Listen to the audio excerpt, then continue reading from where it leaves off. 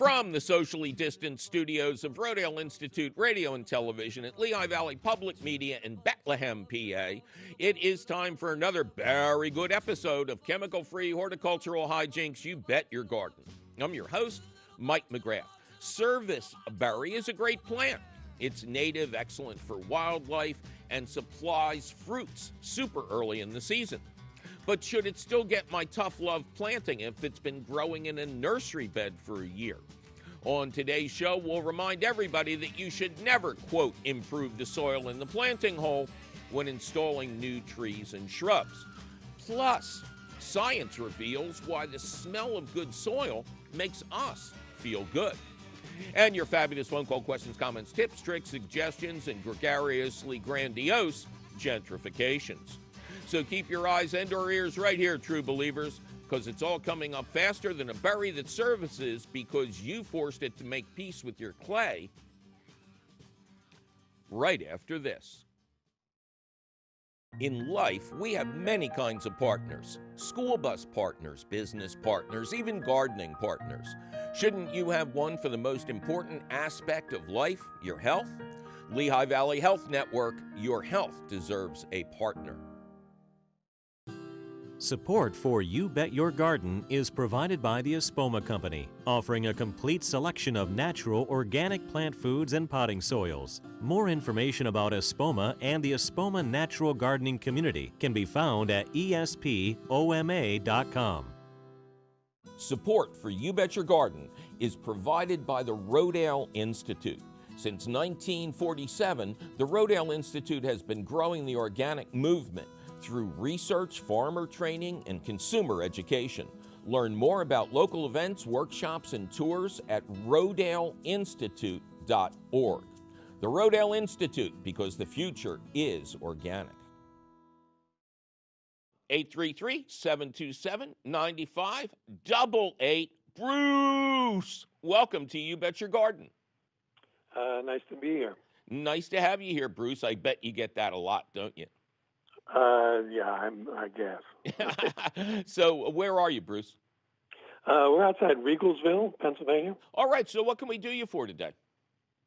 Well, I was interested. We have we're living on what was an old farm here. Right. And while we're not farmers, we're gardeners, we do have most of the area we've put in conservation easement. Right. And some of that we have to leave open for open fields.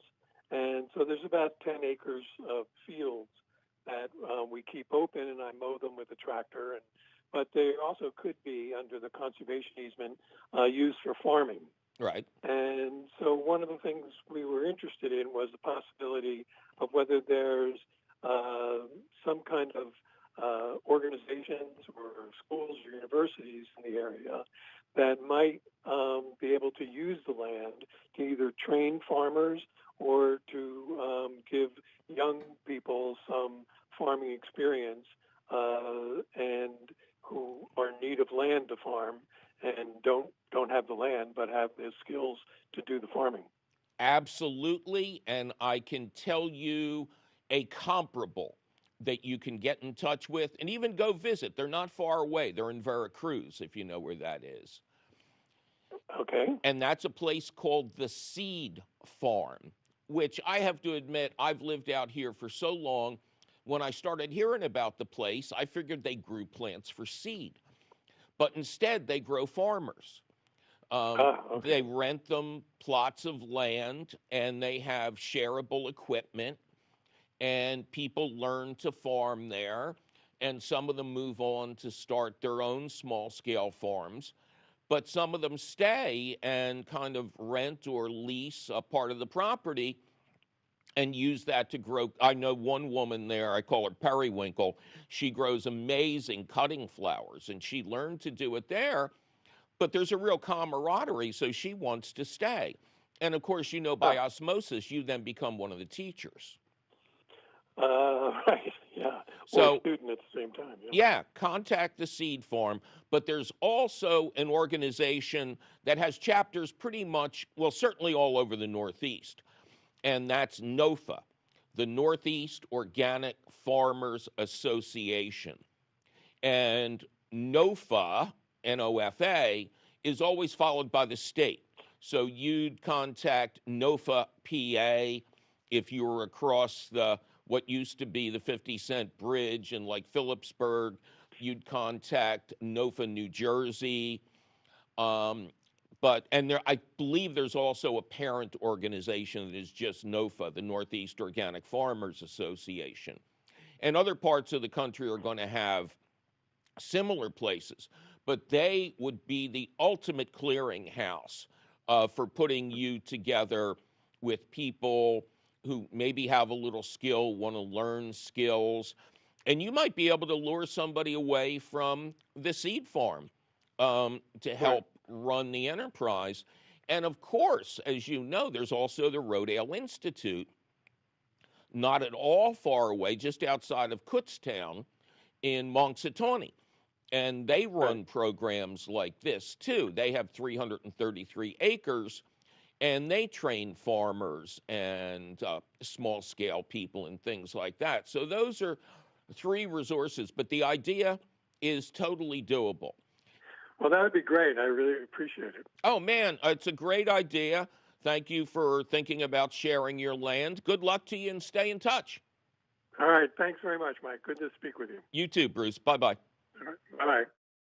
All right, and now it is time for a very special interview with Suzanne Longacre of Laurel Valley Soils out in Landenberg, PA. You may remember Suzanne from having been on the show a while back, showing us the different bulk soils that are available at garden centers and Laurel Valley Supplies, all those.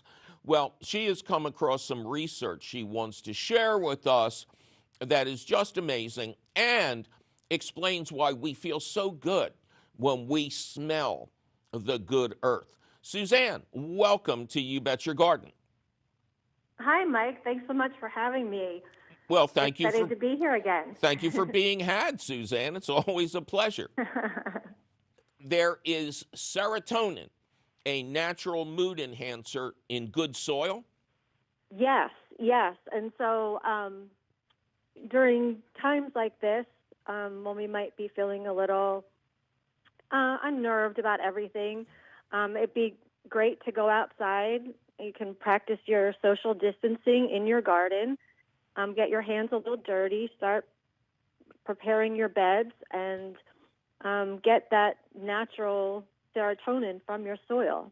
Now, you're not talking about, it's been well established that when people are out in nature, their blood pressure goes down and they feel in a good mood. You're throwing something extra in. You're saying there's a component of living soil itself that enhances that good mood? Yeah, there are certain good bacteria that are present in soil that actually have been shown to elevate your mood.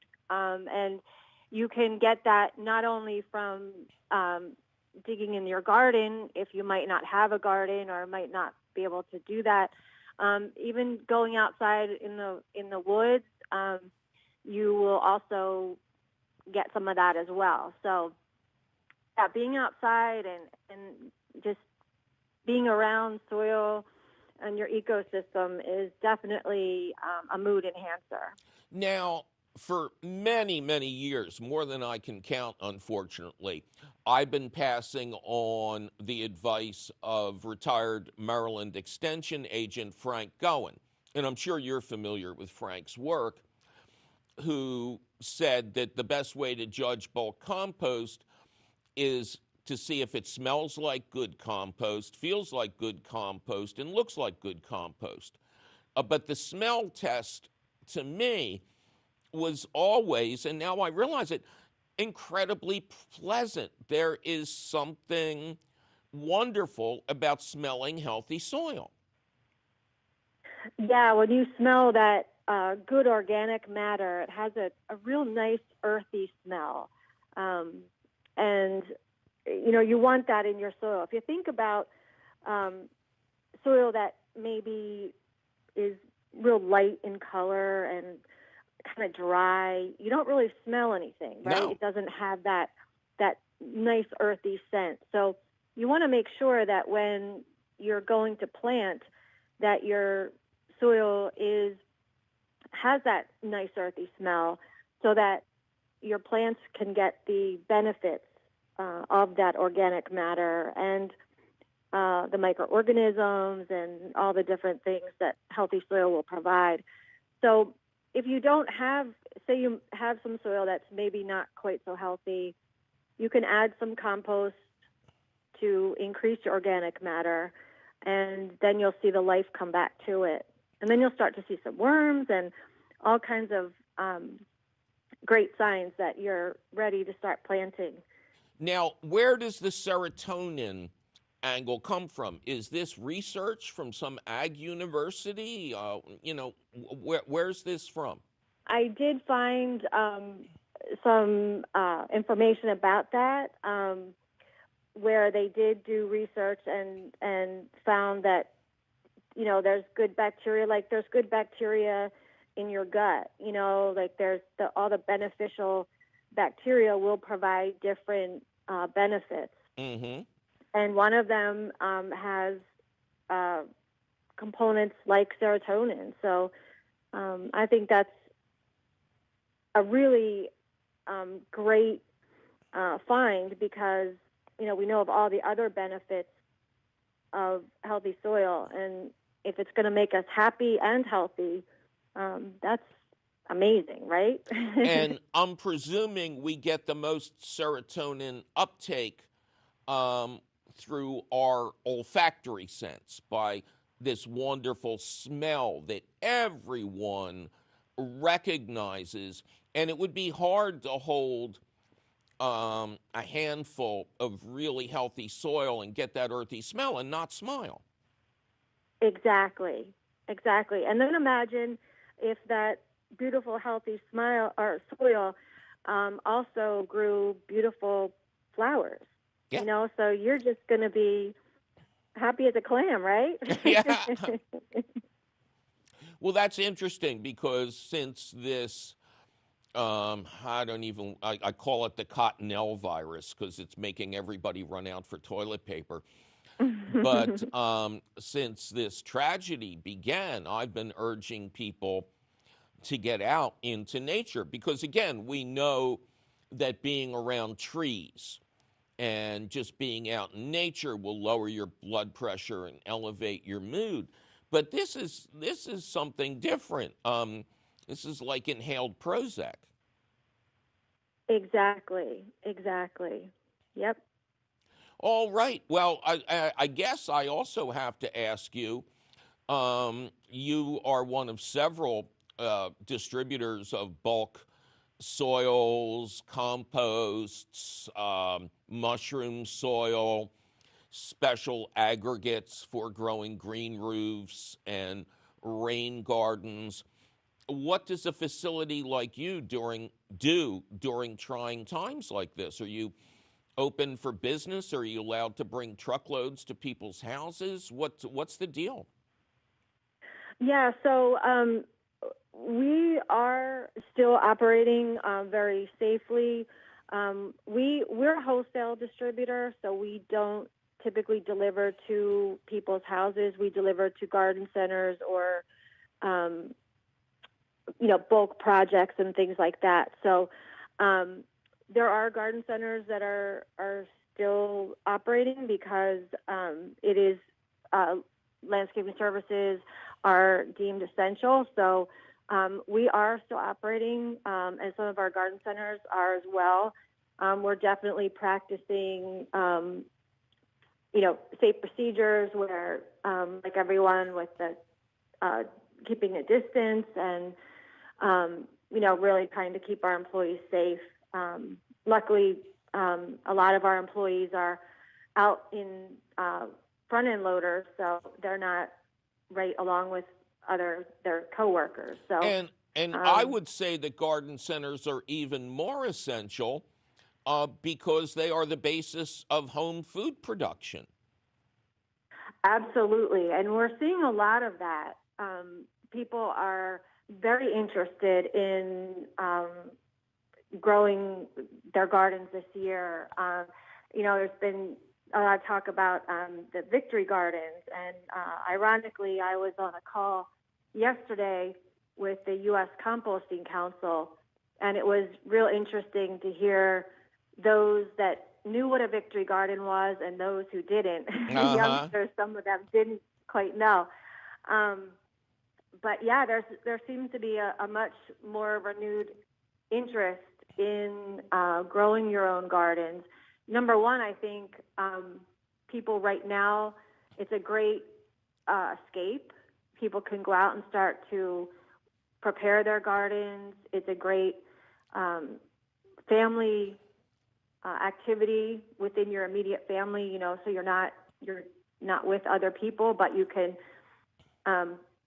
plan something and start to work on something to give you some purpose right now. And it gets you out of the house, and exactly. We have no idea how long this is going to go on, but it will eventually give you good produce that you don't have to go into a store and be exposed to other people to enjoy. Exactly. So there are so many benefits to it.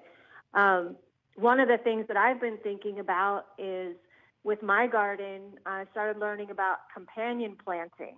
And so I'm thinking about maybe mixing some flowers in with my veggies. And I was wondering what you thought about that and if you had any thoughts.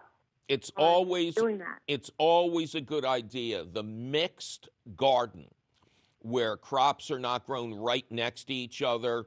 You never want to do a row of tomatoes, a row of peppers, anything like that. A typical raised bed should have maybe 2 tomato plants in it, a couple of pepper plants, a bunch of herbs, maybe a little planting of salad greens, pretty flowers, especially if the flowers attract pollinators. So mixing up your beds is a great protection against insect invasion and disease, and it's just more fun, and it's better for the plants. Yeah, and I think, some of the vegetables are very attractive looking. The plants are nice looking, and they'll mix right in with the flowers. And I've also read something about how some of the plants will attract pests. Some of the flowers will attract pests that will then not go to your vegetables. So kind of like a detractor. That's called a trap crop. And yes. you don't want the trap crop to be near your good plants. You want the trap crop to be on the outskirts of your garden. Good point. But we're wandering away from the topic of serotonin, which I'm fascinated by and is very important. And again, explains why we all get that good feeling when we have a handful of healthy soil and we inhale it. Now we know really what's going on, and the good bacteria are giving us a little bit of a lift.